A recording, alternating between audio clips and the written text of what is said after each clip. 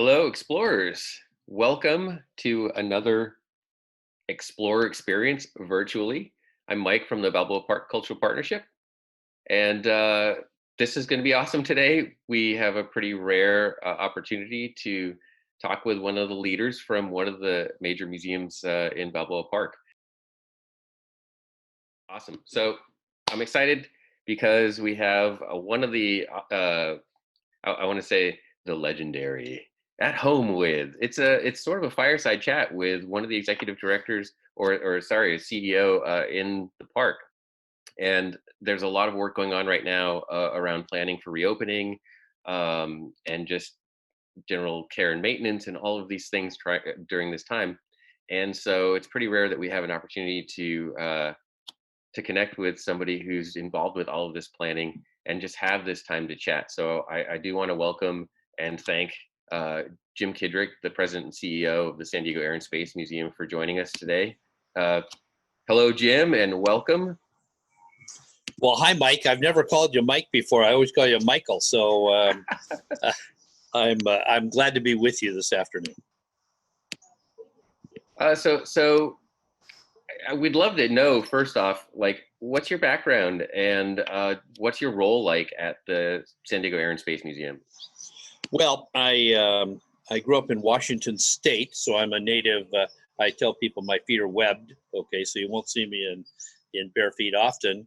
And after graduating from the University of Puget Sound up in Tacoma, headed off to the Navy and naval aviation to become a Navy fighter pilot.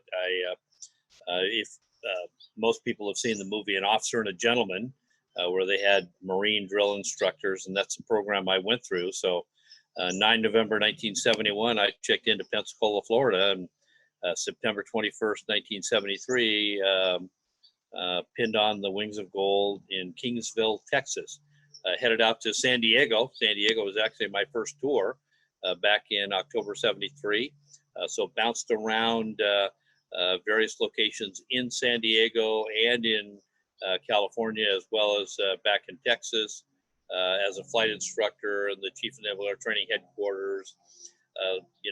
Certainly flying off the decks of our Navy's aircraft carriers for about 21 years. After that, headed off to, actually didn't head off, but left the Navy and was the director of San Diego Bay Fair, the unlimited hydroplane races on Mission Bay, and produced a number of events during those years, including air shows and balloon festivals. And I had founded the Naval Air Station Fallon Air Show back in 1988. So I have that event background that I truly enjoy. Did some work for a defense contractor, Titan Corporation, L3Com, and then ultimately I was contacted by the museum, by one of the board of directors to consider coming in, and went through the process, and ultimately of the 47 applicants, weaved my way through the process, and I'm now in my 15th year at the Air and Space Museum and enjoying everybody there. I'm most proud of the culture and the people that make the Air and Space Museum tick every day, because it's exciting to watch them and to kind of be their mentor, coach, partner, and just see where we were then to where we are today. Yeah, that's awesome, and also where you're going down the road. It seems like you guys are always innovating, finding new ways to both highlight the history of aviation, aeronautics, but also like the future of the museum itself and how you're changing the collection up, and it's very cool to see.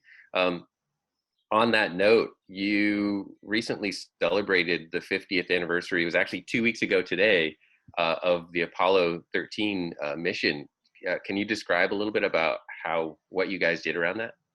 Well, it's it's a very exciting time. Of course, most people are aware of Apollo 13 because of the movie, and fortunately, over these many years, we've been able to strike relationships and friendships with some of those that made a significant, very positive difference in the history of aviation and space. And we've done so with certainly Jim Lovell and Fred Hayes, the two surviving astronauts, crew members on that mission, as well as the lead flight director, Milt Windler, Gene Kranz, of course, most known by his crew cut and best in the movie The Right Stuff, and certainly Apollo 13, and then Jerry Griffin and Glenn Lunny. So when we start out the process, and Mike, you've known me a little while, I think everybody ought to read a book called The Magic of Thinking Big. And, I said to our team, I said, hey, why don't we give this a shot and see if we can't leverage some of those friendships and relationships to do something very special, especially with this lockdown situation. So I approached them, sent out the email, cried a little bit, no, I'm kidding, and was able to bring them all on board, all six, on the 17th of April, which was the 50 years ago that date, like you said, 2 weeks ago, was their splashdown from a mission that was intended to be to the moon and to walk on the moon for Fred and Jim. But because of a malfunction, it turned out to be a rescue mission that was, I think, probably one of the finest examples of teamwork that we could ever see as a nation, and certainly one that was very, very appropriate for what we're going through right now. So as we took that on and were able to bring them on, we did it through Zoom with a Facebook release. So you didn't have to have a Facebook account. And we had people from all over the world who were watching and listening to literally people who were history makers. And one of our missions, goals, intents at the Air and Space Museum is to do those kinds of things. Bring people to us here in San Diego and to embrace them, the kinds of people who made history, and as you said a little bit earlier, the people who will make history, because we want to be as much about the future as we are about the past in everything we do. And certainly the Apollo 13 success for 2 hours was indicative of those kinds of lessons that will help. And I always say this, our staff gives me a hard time about it, our next greatest generations, and I use plural because, being the son, of the greatest generation, we have to believe, and what makes us do what we do now is that there are future generations that are as great or greater. Yeah, I was fortunate enough to tune into that, and it was amazing. And watching the genuine camaraderie, respect, just the way that they talk about each other and with each other, it was an amazing time, certainly. And congrats to you guys to be able to pull that off, because to your point, it was like a who's who of that mission, right?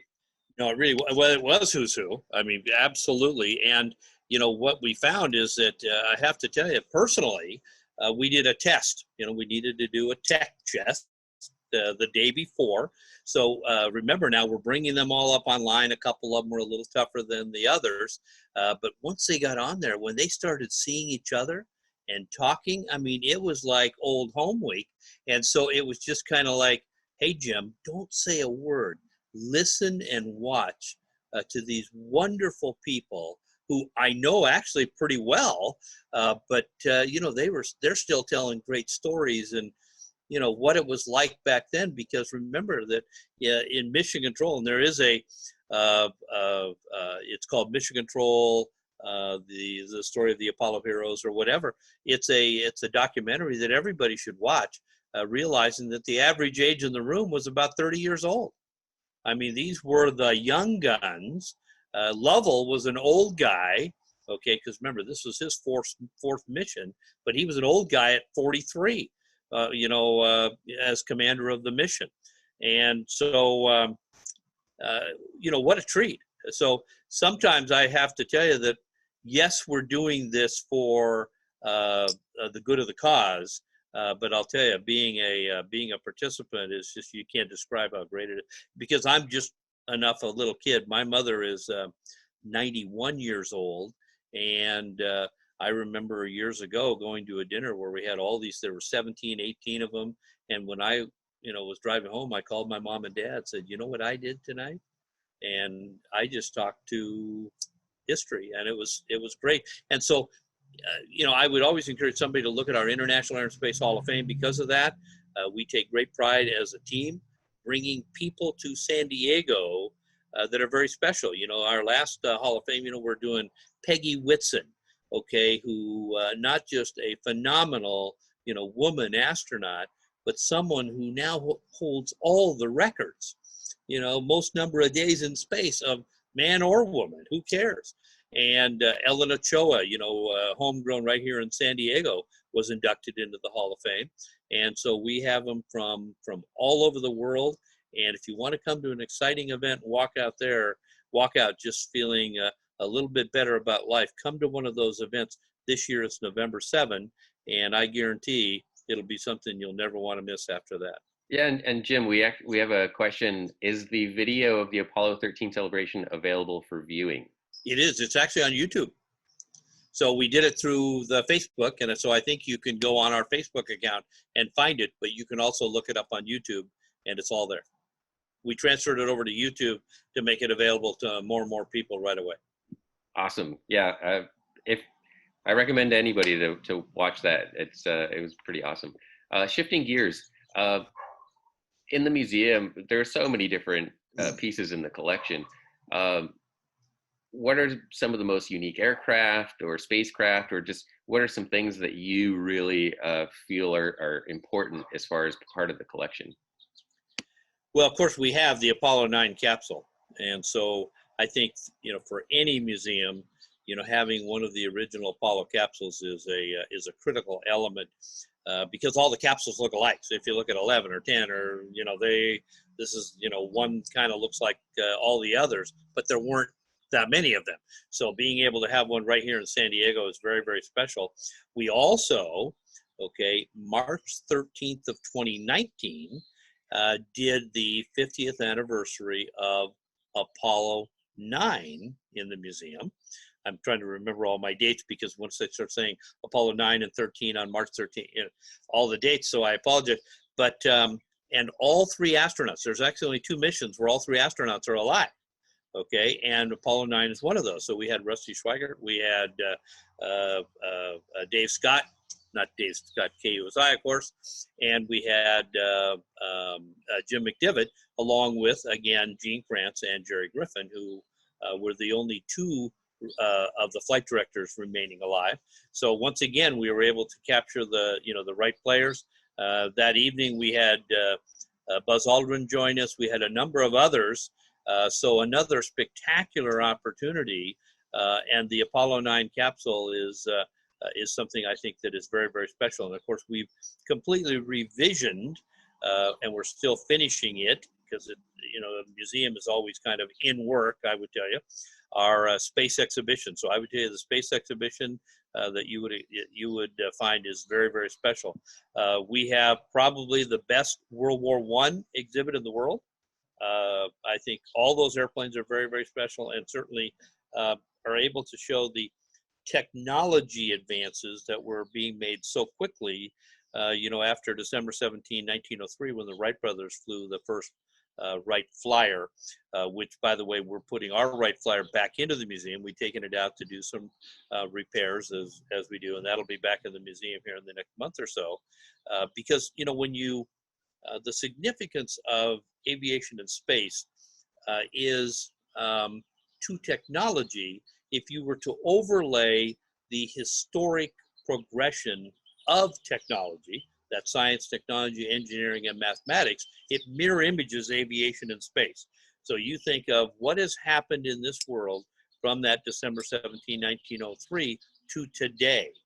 And, the astronauts will always remind you, I'm grabbing my cell phone, that our cell phone has more technology than they had when they landed on the moon. And that's pretty amazing. So, you look at phenomenal events. The Wright brothers, of course, you have World War I. You have, Chuck Lindbergh, Charles Lindbergh, as we call him, which we have the only 2 animatronics in the entire park are are in the Air and Space Museum. So you think of, May 20, 1927, this knucklehead flies solo across the Atlantic when people had already died trying to do that all by themselves. So, what makes someone take that risk, okay, that willingness to do something very, very special. And, 33 and a half hours later, this guy lands in France. We have Amelia Earhart, who does it 5 years to the day later. October 1447, Jaeger breaks the sound barrier, and there were people who believed that we'd never break the sound barrier, ever. Okay, and it just wasn't going to happen. And certainly, going on in '69, we're walking on the moon.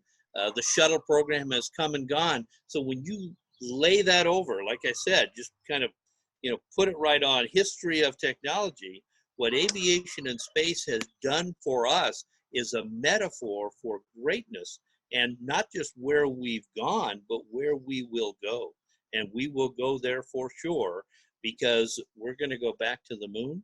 We're going to go to Mars. We're going to go places, and it won't be you and me, okay? Maybe you, but it won't be me. But it's going to be a great. I don't know about me going either. But it's going to be a great opportunity for those 8-year-olds and 10-year-olds and 16-year-olds to go off and do something great, no matter what their role is.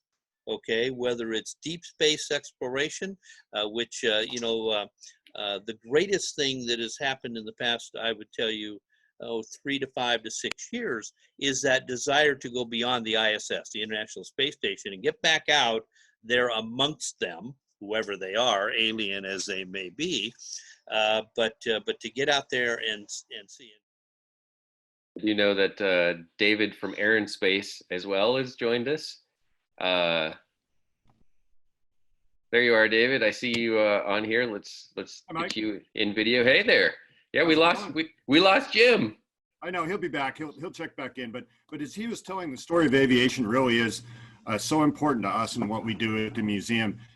And the timeline he just talked about, when you think about it, 1903, the Wright brothers invent powered flight. 1927, Charles Lindbergh flies across the Atlantic solo. And then in 1947, the Chuck Yeager breaks the sound barrier in the Bell X-1 in the desert above Los Angeles. And one of the Wright brothers was still alive, Wilbur, I think it was Wilbur, that to see the sound barrier broken. And when he and his brother were just bicycle mechanics, decided we're going to, create airplanes and powered flight for the first time. And then in their lifetimes, this sound barrier was broken. So it's really an amazing leap. And then just 20 years after that, 22 years after the sound barrier was broken, there's an American standing on the moon. And that's the type of stories that we tell every day at the museum through our different galleries that Jim was explaining. One that we're really proud of is our space gallery, because we've put all of our the history of the space program and the future of the space program into one place, to where people can really experience it up close and see the Apollo 9 capsule, what Jim was talking about. There's only 11 Apollo command modules on display in the world, and you have the opportunity right here in San Diego to come down to the museum and see one, obviously when we reopen. So it's just an important story. We have a very educational, important component to what we try and teach through our education department. And we're trying to share, like Jim was saying, the STEM, that, science, technology, engineering, math every day, that you can experience firsthand through the innovations that have been made through space and aviation exploration over the last 120 plus years, really. I mean, it goes back farther than that, but there we go. There's Jim. Jim's back. And had a minor glitch. No worries. And actually a couple questions came in. So the first one is, and you were kind of alluding to this a little bit, what is your favorite memory since you've started working at the Air and Space Museum, and why? Well, that's that's a great question, by the way. I would tell you that this may sound a little bit, let me see here. We were probably a little bit stuck in the mud, okay? When I originally got to the museum. And we made a kind of a leap of faith, but it was something that I thought was very, very important. Because when we talk about aviation and space, there just is so much there. We were able to acquire the Star Trek exhibit called Star Trek: The Exhibition, and we actually brought in the original set for Star Trek. It was they had remade one because the original one had kind of been destroyed somewhat, but this was it totally. You felt that you were in and around Star Trek, and it consumed about 10 to 11,000 square feet. Tremendous exhibit, and quite honestly, we saw a 54% increase in attendance. Wow. It was extremely special and very well received by those that live here locally, as well as our I call them the in-town tourists and the out-of-town tourists.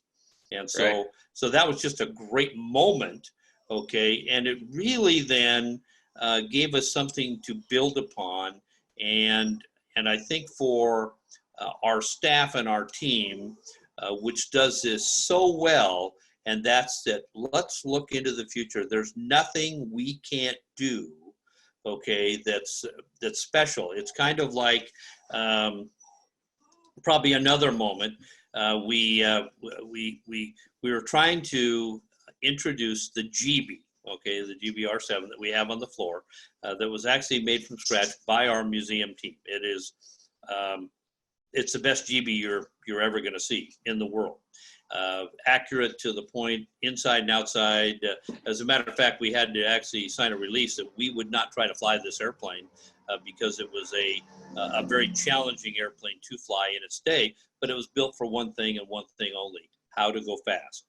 And Wow. so when you saw that Bonnie and Clyde were doing their thing, in the early 30s, Jimmy Doolittle, probably one of the most famous aviators of all time, broke the world speed record in September of 1932 at over 296 miles an hour, when most military performance airplanes were having trouble getting over 200. So we wanted to somehow highlight when the GB was doing its thing. What was the world like when the GB was flying? And so we actually created an exhibit called Gangsters, Glamour, and Glory, Forging America's Future in the 30s, and we brought in the Bonnie and Clyde car. Because every so often, and we brought in, seats at a Yankee Stadium, we brought in a Indian motorcycle, we brought in all sorts of things that would reflect that window of time that GB. And because as you bring special things in, that people might want to see, they're going to see everything else with it. And in this case, the Bonnie and Clyde car was something that everybody kind of just wanted to see. It was novel, it was this, it was that. And so the exhibit showed how we could create special opportunities that would also highlight what was going on in aviation and space at that same time. So I think just the highlight, I guess probably the answer to your question is there have been many highlights for me personally, but those highlights are the successes that the staff creates. And I really love it when you guys think a little bit outside the box and wrap context of time around a lot of these things. And I have to give a shout out to the volunteers and the people in the basement at the museum, because the work that they're doing in restoring and creating airplanes is amazing. Like, that would be an awesome tour just in itself. It is, and I think actually, because it takes usually a docent off the floor, it's like $5 extra or whatever, if from the admission fee. But I would tell you, and I've said this, and David's heard this over and over and over again, our volunteers, and they are very, very special people. Whether it's a docent on the floor, the restoration team member, someone working in the library and the archives, and this is the word I use for the volunteers, and I think this is worldwide. They are the soul of the Air and Space Museum. They're our soul. And in many cases, what causes us to do great things is generated by their enthusiasm as much as ours. Well, I'm going to first, there was a shout out and a thank you to David. I didn't properly introduce him, but he jumped in. David Neville, he is the marketing director for Air and Space Museum. So there was a thank you, David, for stepping in. And then another question is from somebody. I'm a member of the Electric Vehicle Association of San Diego. I've recently been hearing about electric airplanes. What do you hear and expect in the near future for electric airplanes, and perhaps something on display in the museum at some point? Well, we're looking at that. You know, they're not prolific enough. Okay, of course, because you know it's still a challenge to have something that is battery powered. You know, airborne for you know, great length of time. You know, presents some of the challenges. I think that we're going to see something. I think it'll be more hybrid, okay, focused than perhaps just electric. That it will have to have some sort of a backup. It's kind of like unmanned aircraft. You know, remotely piloted aircraft. You know, whatever. You know, unmanned aerial vehicles, unmanned aerial systems. You know, it's complicated only because, especially with the electric side of it, is electric has a it's how can I say this? It can run out of fuel suddenly. In other words, you know, once you get into that low peak, it's not quite as predictable yet. But do I think it's got some sort of a future? Yes, it'll just be a challenge to overcome those, just as they're still really overcoming electric cars, okay, as we know, okay? Sure, right, range anxiety and things like that, right? Range anxiety is the killer, okay? And and you're right, that's the perfect thing. That's why, of course, a lot of people, you know, want that hybrid. You know, they go, oh, the electric is not, but the gas side of it will pick it up, so. So we're creeping up on time here. Okay. I did want to give you just an opportunity to tell us what's happening currently with the museum. Are there things that folks can do to tune in and engage with you guys now, and what might be down the road here shortly? Well, there really are. Of course, you know, I would encourage anybody, go to our website, do a deep dive. We've got SDASM TV. You know, we have digitized more imagery, more movies, more photos than any museum, probably in the Southwest United States. We took it on with a vengeance a number of years ago because we think it's very important to make it accessible. So I would go on to SDASM TV. Also, I would stay tuned into everything that David puts out because we just confirmed, actually, David, yesterday, right? I think, if he's listening, which he is, we just confirmed that we're going to bring in Patty Wagstaff. Patty Wagstaff is probably, well, I would say she's the most significant living female aerobatic pilot in the world today. And from air shows to instructing to her national championships. And Patty has agreed to do another Apollo 13 type with us.